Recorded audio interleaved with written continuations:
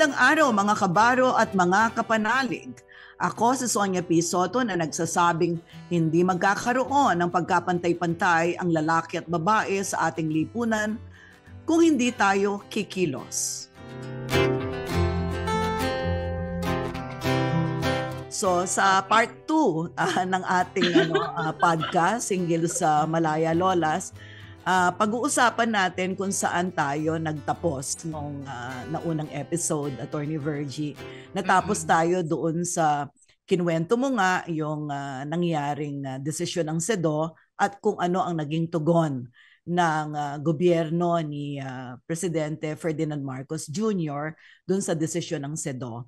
At ganun din natin sisimulan. No? Balikan lang natin uli yung storya na lumabas sa CLTV News kaugnay nitong desisyon ng SEDO at naging tugon ng Philippine government sa panahon ni Presidente Bongbong Marcos. Isa sa mga unang nakatanggap ng financial assistance mula sa Department of Social Welfare and Development o DSWD ang mga Malaya Lolas ng Mapanigi, Candaba, Pampanga nitong Mayo taong 2023. Alinsunod ito sa naging kautusan ng Malacanang sa mga ahensya ng pamahalaan na maglaan ng pondo para sa pagbibigay serbisyo sa mga naging biktima ng sexual abuse noong World War II. 10,000 pisong ayuda naman ang kamakailang natanggap ng mga natitirang Malaya Lolas mula sa DSWD nitong Lunes, September 18 na bahagi ng programang Assistance to People in Conflict.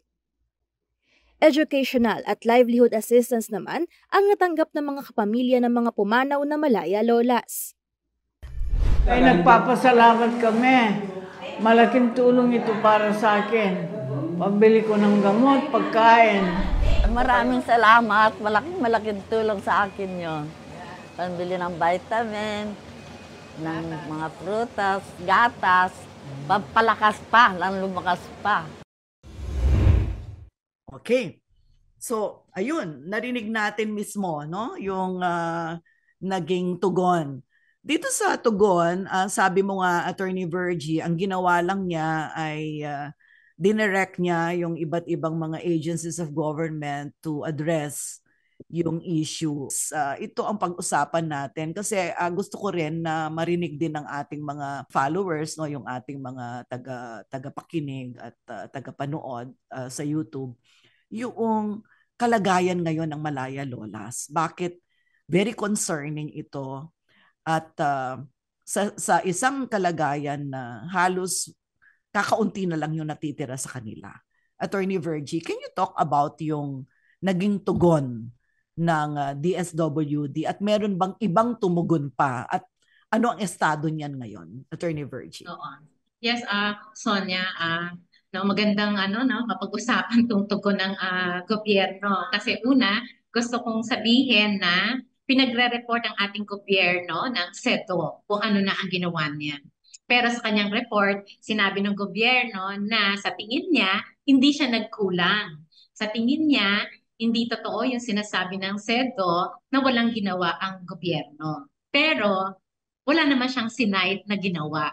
Kaya nga ako noon, Sonia, ang hamon ko nung in-interview ako, sige, kung merong ginawa ang gobyerno, di sabihin nyo kung ano ang ginawa. Di ba? Ang simple lang noon. Kung may ginawa kayo, sabihin nyo kung ano ang ginawa.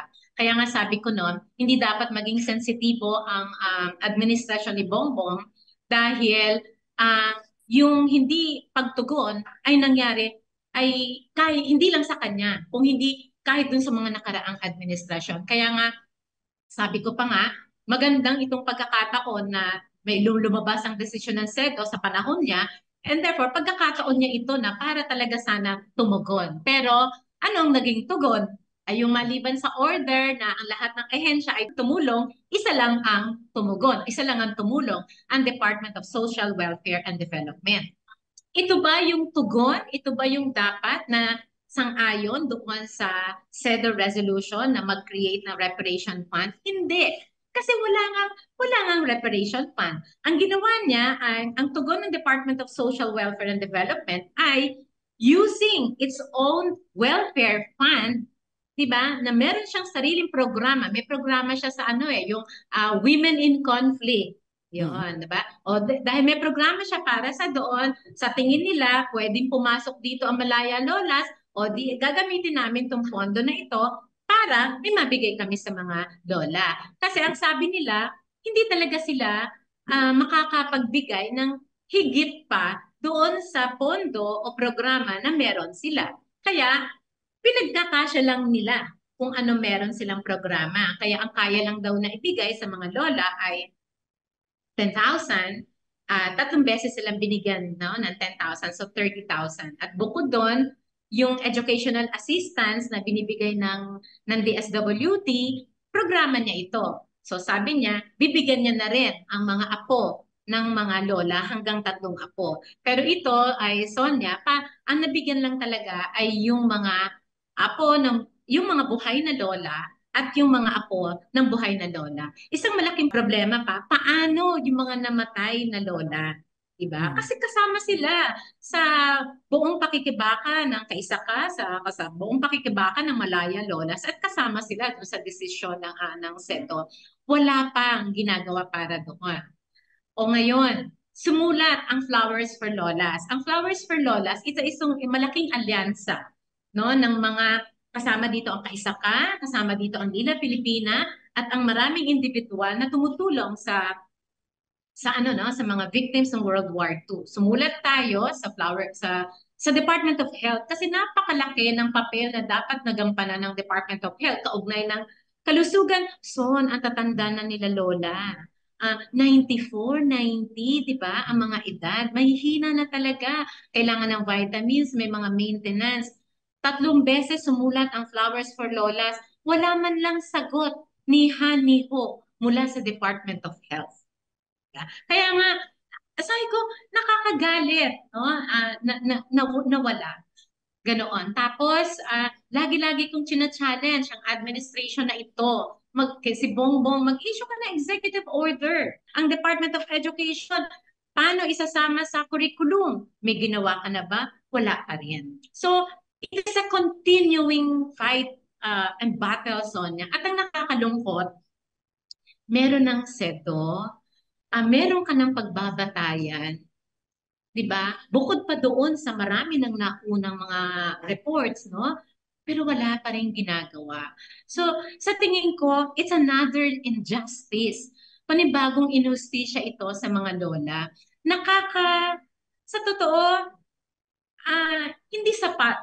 No? Yung 30,000 binigay mo sa lola, 80 years na naghintay ang mga lola. No, 1944. Ngayon, almost 80 years.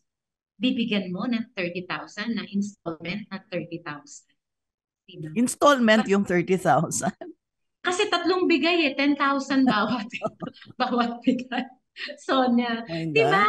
I feel so insulted by it. Yung parang hindi ito sapat. Hindi ito yung tugon na dapat. Hindi ito hustisya. This is another injustice. Diba? Para insultuhin mo ang mga lola sa mga ganoon. Ngayon, meron akong parang sulat sa Malacanang, no? Parang reporting parang pinanggagalingan ko yung letter of instruction ng Malacanang. Ito ang sabi mo, so far, ito pa lang nangyari. Ano na? 'Di ba? Parang ganoon yung tenor ng sulat natin. Ganoon, Sonia. So, yun ba ang tugon sa napakagandang solusyon, no? O desisyon ng SEDO? Ay, nakakalungkot. Itong SEDO resolution na ito o view na ito, magagamit din ito ng maraming bansa. No? Di ko alam kung nakakatuwa ba o ano, kasi sa buong daigdig, ang Pilipinas, ang Malaya Lola, ang pangalawa sa may pinakamaraming nananatiling survivors. Kasi yung maraming bansa, wala na. Meron nga yung bansa, hindi ko alam kung Korea o Taiwan, isa na lang. Tapos, Indonesia.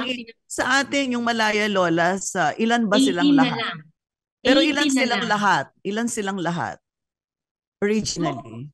Yes, more or less 100 ang Malaya Lolas nung Mm-mm. tayo ay simulan natin maging support organization ng Malaya Lolas. Mm-mm.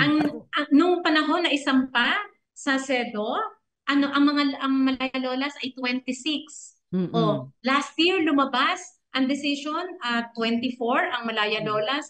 Marami nang namatay. Mm-mm.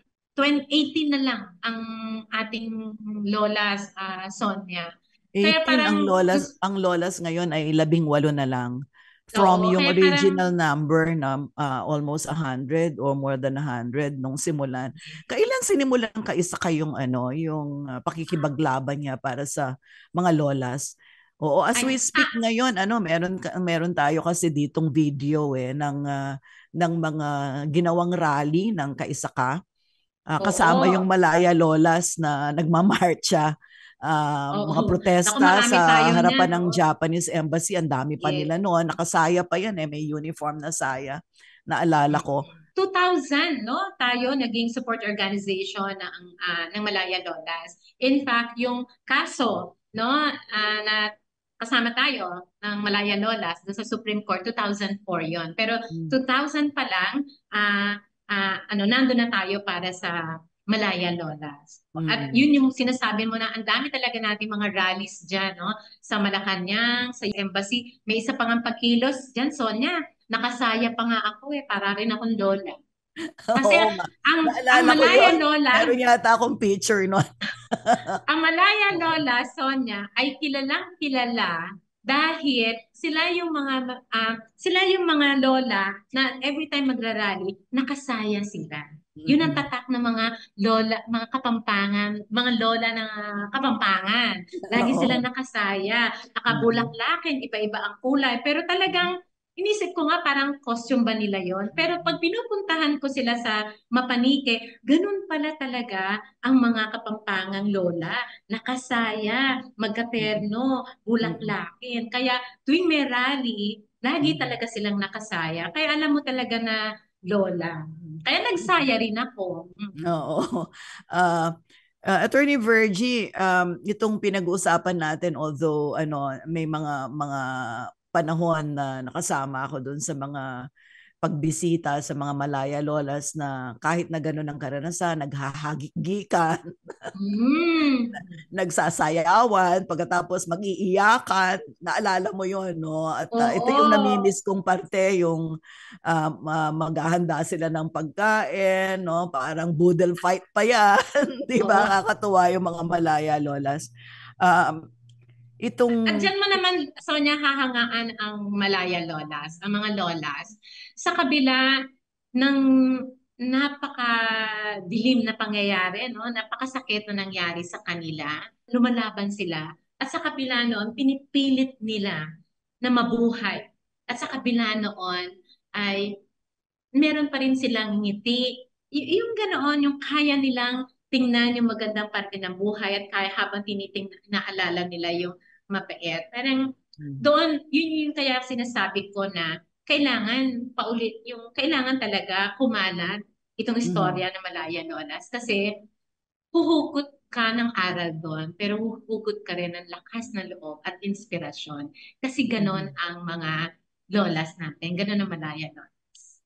Sa madaling salita, parang sinasabi mo, Attorney Virgie, hindi lamang nila tinanggap. Of course, nanahimik sila sa mahabang panahon.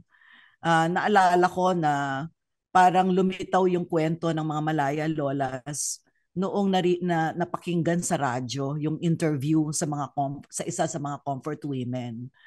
At Yes. parang isa sa mga asawa ba o anak ng mga Malaya Lolas ang nagpunta sa radio station. Naalala ko na yung kagustuhan nila na makawala doon sa parang nakakulong sila 'Di ba? Yung Mm. nananahimik, alam mo yon, yung suppressing those Oo. memories, nananahimik, tinanggap mo na lang ng walang kalaban-laban lahat ng nangyari sa'yo. Pero may dumating na opportunity after so many, many years na ilantad mo yung katotohanan kasi people are wondering, some people are questioning even. Uh, totoo nga bang nangyari sa kanila yan o inimbento lang nila yan? O baka naman dahil narinig lang nila na nakikipaglaban for compensation. Di ba maraming ganyang issue Oo, lumabas yes. yung compensation na pinaglalaban ng mga comfort women kasi may association din ng comfort women, di ba? Yung Yes. Lila Pilipina at iba pa, no? Yes, Ah, yes. meron nga sa, hindi ko alam, Visayas ba o Mindanao, no? Meron din silang mga organisasyon ng mga comfort women. May isang panahon na pabalik-balik sila sa iba't ibang tribunal, sa iba't ibang international courts, maging sa Japan, sa The Hague, para magsalita in behalf of the victims of military sexual slavery by the Japanese Imperial Army, no, nung panahon ng World War II. May pinag-uusapang compensation.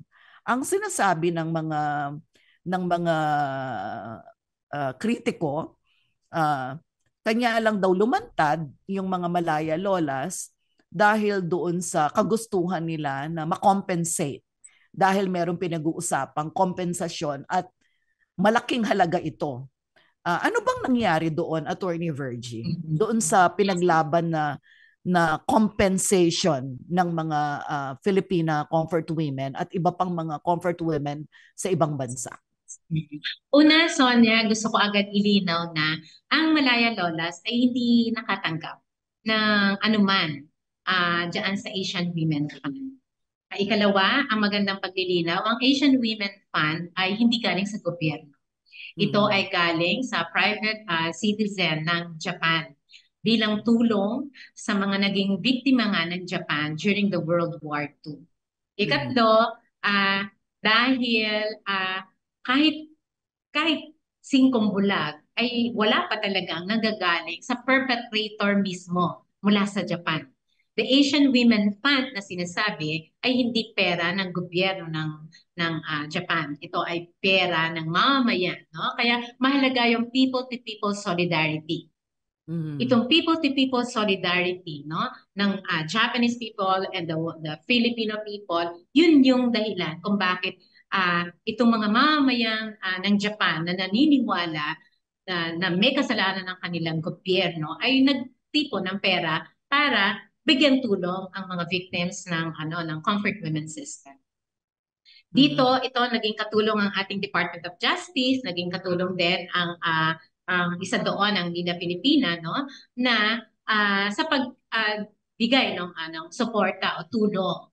At doon, dinefine nila para lang yun talaga sa comfort women at hindi sinama at hindi kasama ang mga lolas dahil dinefine nila kung sino ang comfort women. At ang comfort women sa kanila ay yun nga dinala sa comfort station na natili doon at least 3 months to 6 months at doon pinagsamantalahan. Kaya ko nililinaw lagi kung ano ang mga Malaya Lola, sino sila, at ano ang kasaysayan na meron sila na kakaiba sa lahat ng kasaysayan pa ng mga comfort women. Yun. Kaya hindi totoo na dahil doon, dahil nga hindi kasama ang Malaya Lolas doon. At hanggang ngayon, nakikipaglaban. Yun nga yung dahilan kung bakit ginusto ng Malaya Lolas na talagang magsampa ng kaso sa Japan. Pero hindi ito tinanggap dahil nga dinismiss agad ng Supreme Court. Kaya din napilitan tayo pumunta sa SEDO at doon nga para makita anong responsibilidad ng ating gobyerno para sa Malaya Lolas insofar as the fight against Japan is concerned.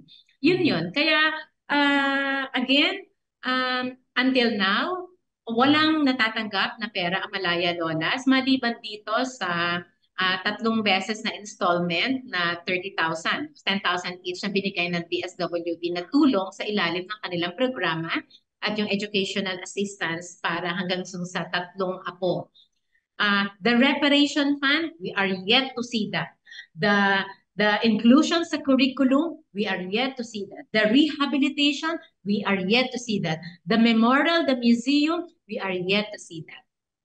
Kung paanong binabaliwala ng gobyerno natin, katulad ng pagbabaliwala ng Japan no, dito sa panawagan para sa hustisya.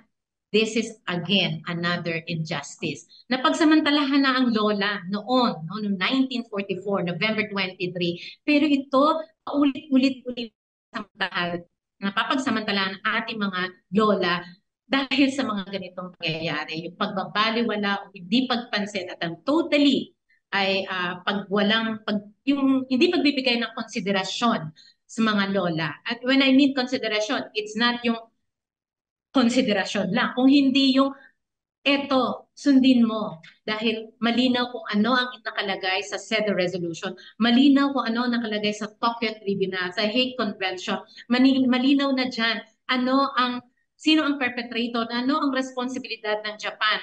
Dito sa CEDAW, ano ang responsibilidad ng Pilipinas. Hindi na. Wala nang pag-uusapan, Sonia. Lahat nakasulat na. Ano pa ang hinihintay?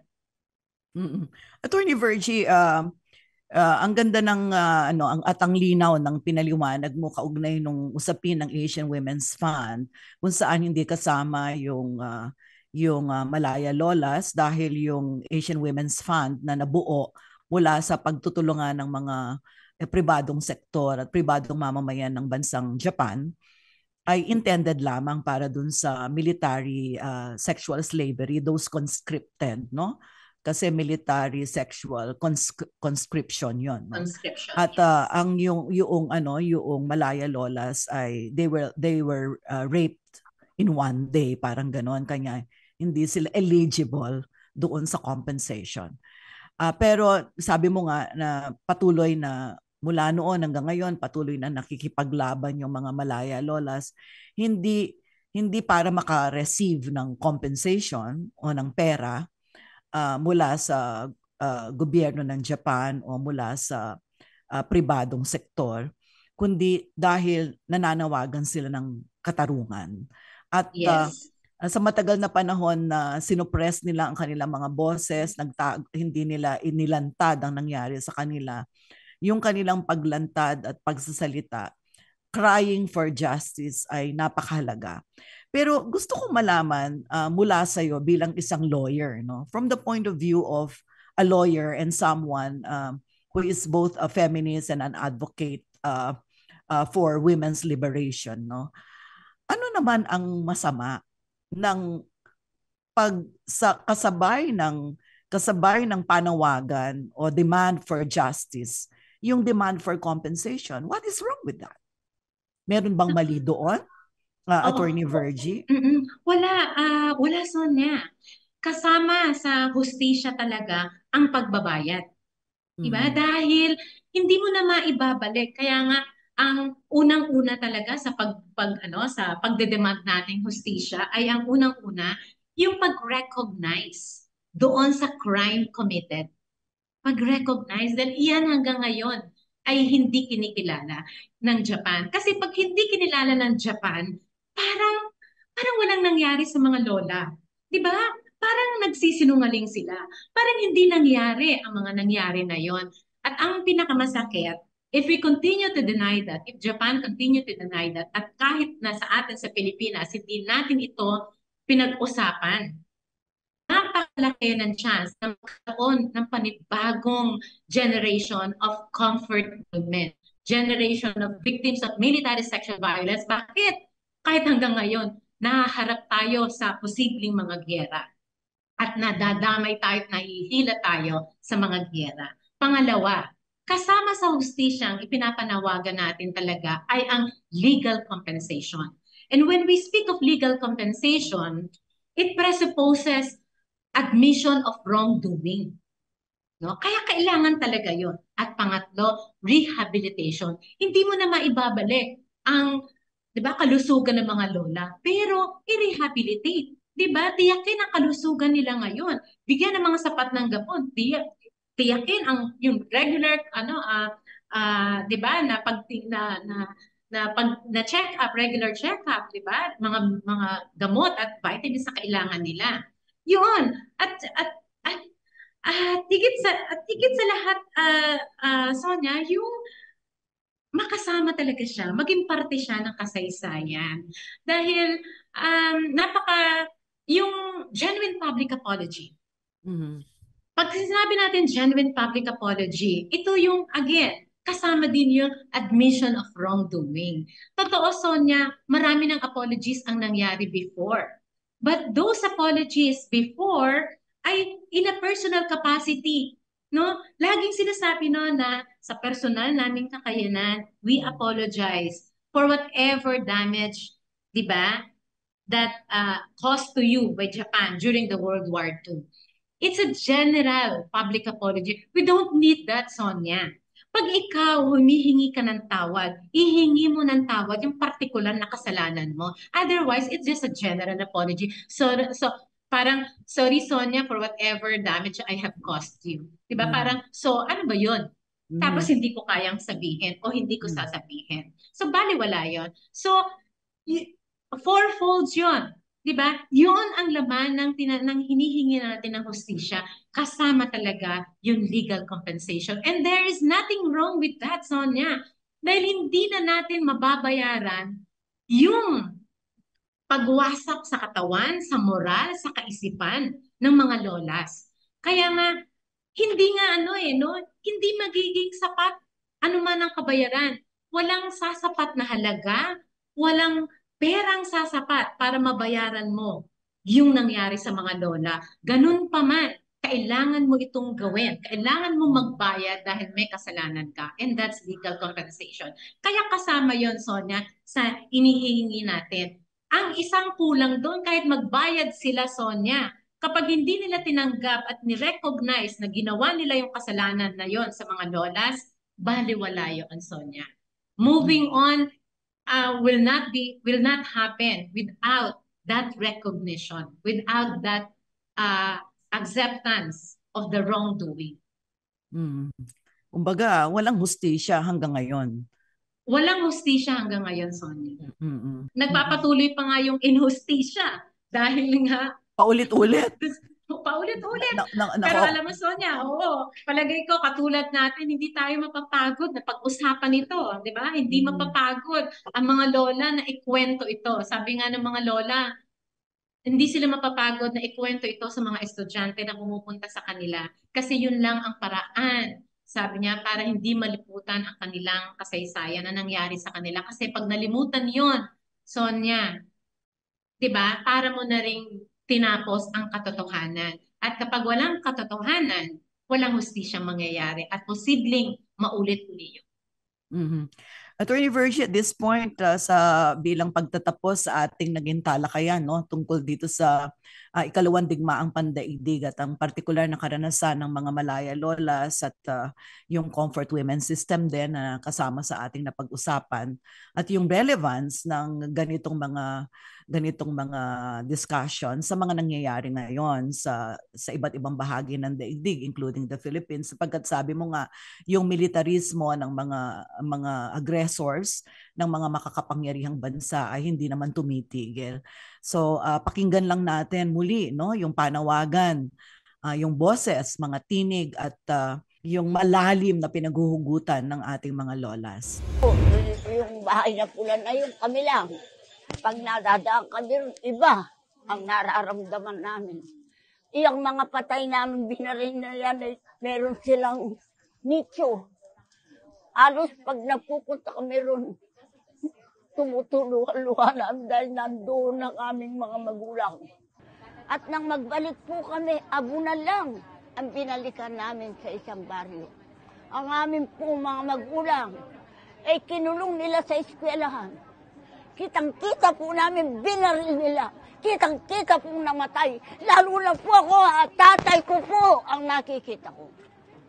Nananawagan po kami kay Presidente Bongbong Marcos para ipatupad na ang resolusyon ng UN.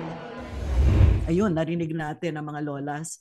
At siguro sa pagtatapos ng ating naging kwentuhan ngayon, Attorney Virgie, gusto kong bigyan ka ng pagkakataon para maipaabot yung iyong panawagan sa in behalf of Kaisaka and of course in behalf of Malaya Lolas na inyong one of your main advocacies as an organization or federation of women para marinig ka ng iba't ibang mga grupo, lalo na ng mga kababaihan all over the Philippines and probably all over the world. Attorney Virgie.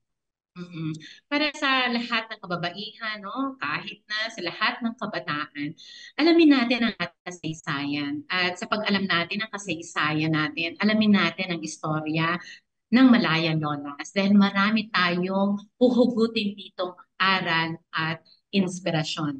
Tayo, ano, sa mga, kanina ulitin ko ulit, sa sinabi ko kanina, ang lahat ng kasaysayan ng pananakop, kasabay nito lagi ang pananakop sa babae, ang pananakop at paggamit sa katawan ng babae.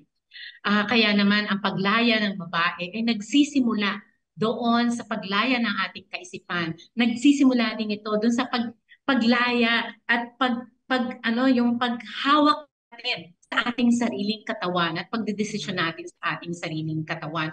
Doon lang tayo totoong magkakaroon ng tunay na paglaya. Pero hanggat kinokontrol ang ating kaisipan, hanggat kinokontrol ang ating katawan, at hanggat kinokontrol ang ating sariling kasaysayan, ay wala tayong totoong kalayaan. Kaya naman ang kaisa ka ay nananawagan para sa tunay na paglaya natin bilang babae na parte ng lipunang inaapi. Paglaya natin bilang parte, no, ng bayang inaapi. At bilang babae, kailangan nating lumaya dahil hindi tama na tayo ay maapi dahil lang sa simpleng dahilan na tayo ay babae.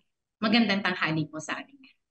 Maraming salamat, Attorney Virgie. At this point, gusto kong ibalita sa iyo, Attorney Virgie, na naglabas si Robbie Tantingco, ang pinaka head ng Center for Kapampangan Studies, sa kanyang Facebook tungkol sa the most horrific crime of World War II in Pampanga. At dito sabi niya, this araw ng kagitingan, let's also not forget another group of Kapampangan, sabi niya, the Malaya Lolas and their fathers, husbands, brothers, and sons who suffered unspeakable war crimes in Mapanique, Candaba on November 23, 1944.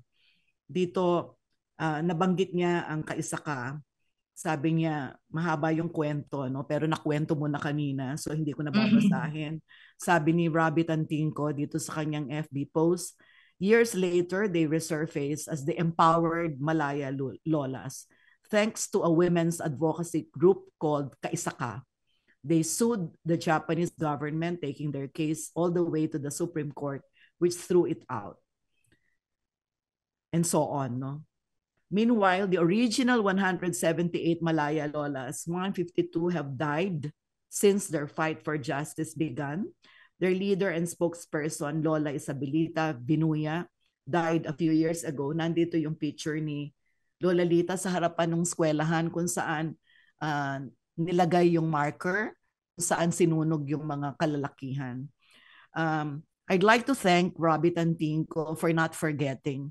If you remember, years ago, I think more than 2 decades ago, that was time nilapitan natin yung Center for Kapampangan Studies to include doon sa kanilang mga sulatin, mga lathalain, yung nangyari sa Malaya Lolas. And thank you very much sa ngalan ng kaisa ka, Robbie Tantingco.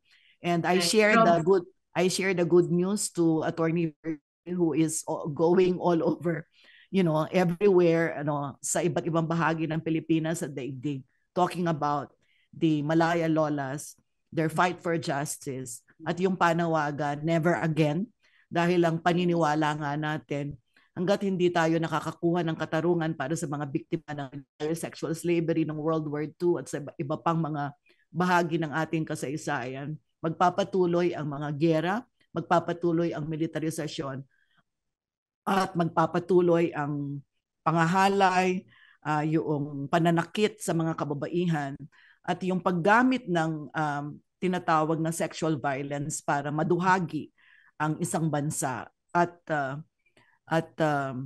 lalo pang palalain, add insult to injury, sabi nga. Thank you very much, Attorney Virgie, for Sonia, maraming salamat. At this point, gusto ko rin i-announce, no, at gusto ko rin pasalamatan. Natutuwa ako kasi ang mga Kapampangan talaga ay talagang tinutulungan ng mga Malaya Lolas. Siyempre, Kapampangan ng Malaya Lolas. Gusto ko ipaalam, yung Museum of Philippine Social History in partnership with Alaya Women's Center and Malaya Lolas, and of course, Kaisaka, magkakaroon sila ng exhibit. Doon ang tawag nila yung Behind the Battle of the Malaya Lolas. At dito, Sonia, ay gagawin sa Museum of Philippine Social History. Dito ito sa Old Florentino Pamintuan's Mansion, dyan sa Miranda Street, Santo Rosario, Angeles City. Marami din itong panahon na ito mula nung March hanggang ngayon, dire-diretso, tama Sonia, yung mga interviews natin about the Malaya Lolas. Meron ding exhibits sa Ayala Museum kaugnay itong Malaya Lolas. Marami din ang UE architectural students ay nagbabalak din na magkaroon ng documentary and exhibit para sa Malaya Lolas. At marami pang iba, Sonia, siguro i-announce ko din yun sa Facebook dahil gusto ko rin talagang kilanlin at pasalamatan ang lahat ng mga kabataan na tumutulong kasi lagi kong hinahamon talaga sila, Sonia, na kung ayaw natin na magkaroon ng mga next generation of comfort women, next generation of Malaya Lolas, pag-usapan natin ito ngayon. And they are doing this now at ginagamit nila ang iba't ibang plataforma, no? Yung i-drawing nila, i-document nila, i-exhibit nila, lahat yon maraming paraan. Kaya maraming salamat. At syempre, Sonia, maraming salamat sa iyo. Maraming salamat sa CLTV. Maraming salamat sa So to Speak dito sa pag-uusap natin. Sobrang ang mga Malaya Lolas ay matutuwa at tiyak nilang susundan ito dahil napakalaking bagay itong, Sonia, na pinag-usapan natin ito. Dahil this one, meaning this is already documented at hindi na ito mabubura at mananatili na ito hanggang sa kahit na tayo wala na o kahit na syempre hanggang sa napakatagal na panahon. Kaya maraming salamat. Maraming salamat din sa lahat ng nanood.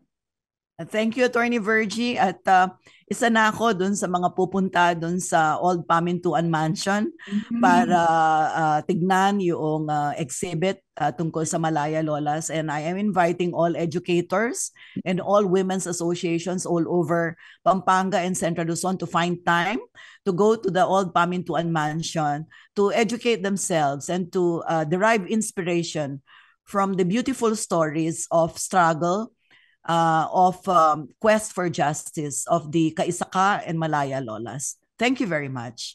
Sana po natuto kayo dito sa ating paksang tinalakay ngayon at naway nakakuha kayo ng inspirasyon mula sa mga usaping malapit sa puso ng mga kababaihan. Para sa iba pang makabuluhang talakayan na nakasentro sa usaping pangkababaihan, siguraduhin nyo lang po na nakasubscribe na kayo sa YouTube at Spotify channel ng CLTV36 kung saan mapapanood at mapapakinggan ang So to Speak podcast.